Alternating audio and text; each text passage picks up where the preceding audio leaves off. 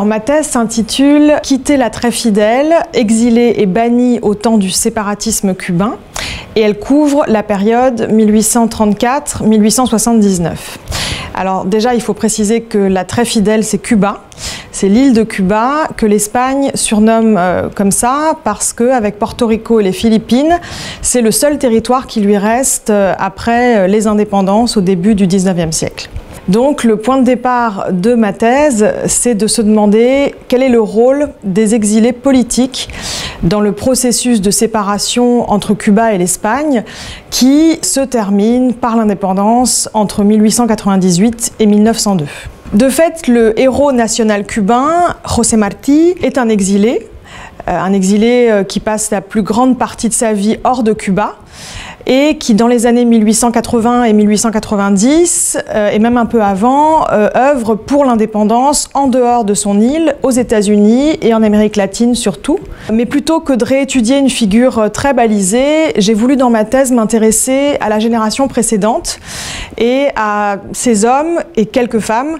qui ont aussi une vie d'exilés pour l'indépendance de Cuba, en tout cas pour sa séparation de l'Espagne, et qui veulent souvent renégocier un lien colonial spécifique entre Cuba et l'Espagne. Ces exilés de la première heure, ils sont parfois partisans de l'autonomie, par exemple, de la solution autonomiste pour Cuba, qui garderait du coup un lien avec la mère patrie, avec l'Espagne. Parfois, ils veulent même des réformes coloniales sur le modèle britannique. Ces réformes impliquent souvent une plus grande représentation politique des créoles, des natifs de Cuba pour leur île.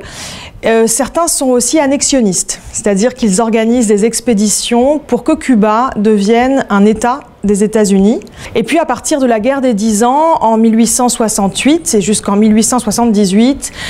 dans le cadre d'une guerre ouverte entre loyalistes espagnols et cubains séparatistes, l'exil devient indépendantiste et à New York